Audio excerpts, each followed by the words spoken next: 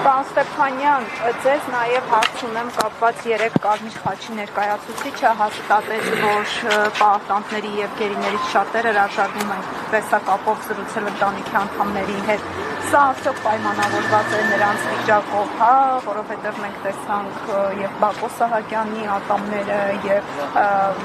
Ռուբեն Վարդանյանի դեմքի կապտուկները, վերքերը։ Այո, հնարավոր է նաև դրանով է պայմանավորված։ Գիտեք, Կարմիր խաչի միջոցով ստացվող տեղեկատվությունը այնքան կծկտուր է եւ շատ հաճախ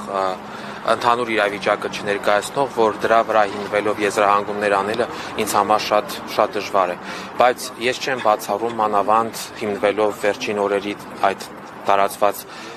նկարների վրա, որ այո, հնարավոր է մարդիկ ուղղակի չեն ուզում տեսակապով կապվել, որովհետև կամ ընդհանրապես նրանց թույլ չեն տալիս տեսակապով կապվել, որպեսզի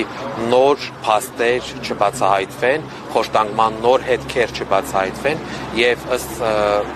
այսինքն որ միանշանակ Ադրբեջանին ձեռնտու չէ որ բացահայտվի եւ այդ մարդիկ գտնվելով անազատության մեջ ստիպված են կատարել այն, ինչ որ ադրբեջանական իշխանություններն են պարտադրում։ Սա ցուցմունք կորզելու համար է արվել։ Միանշանակ, ոչ միայն նշել ենք բազմիցս, որ առաջին հերթին, այո, փորձ է արվելու նրանցից կորզել այնպիսի ցուցմունքներ, որոնք վնաս են տալու ոչ միայն իրենց, այլ նաև Հայաստանի Հանրապետության ընդհանուր առմամբ վերցրած, եւ երկրորդ սա նաև արձանագրենք, որ կոնկրետ Արյունարբու մի բռնապետի անձնական վրեժխնդրությունն է։ Անձնական վրեժխնդրությունը մարդկանցից, ովքեր որ պայքարել են իրենց ժողովրդի ազատության, անկախության, ինքնորոշման իրավունքի համար։ Եվ ինչ որ առումով միգուցե նաև սրանով ադրբեջանական բռնապետը փորձում է, այսպես ասած, դաս տալ նաև Ադրբեջանում ապրող ազգային փոքրամասնություններին, որ ցանկացած ազատության համար պայքար կարող է նման վերջաբան ունենալ։ Պարոն Ստեփանյան, դուք կոչ արեցիք հանրությանը, որպեսզի այս ակցիաները շարունակեն եւ Շվեյցարիայի հայ համայնքին։ Ինչ է ակնկալում, ինչ պետք է անել։ Շատ հեռուն գնալ պետք չի, այն ինչ որ մենք այսօր նամակով դիմեցինք, ուղարկեցինք եւ կարծում եմ տեղ կհասնի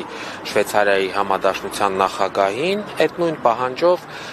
Շվեյցարիայում ապրող մեր հայրենակիցները եւ ոչ միայն մեր հայրենակիցները, այլ նաեւ այլ իրապաշտպան կազմակերպություններ կարող են նմանատիպ նամակներով դիմել իրենց կառավարությանը, այսինքն որպեսզի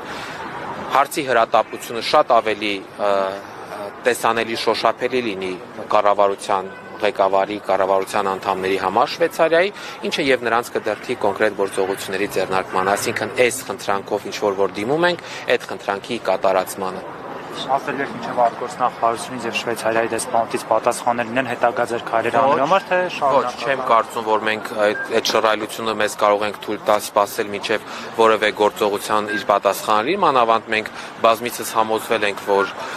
միջազգային հանրությունը շատ դանդաղ է աշխատում առհասարակ, այլ պետք է հաջորդ քայլի մասին մտածել, հաջորդը էլ ինչ խողովակ, էլ ում պետք է դիմել, էլ ինչ ճանապարհով պետք է հարցը բարձրաձայնել։ Ես կարծում եմ, որ նախաձեռնող խումբը դրա մասին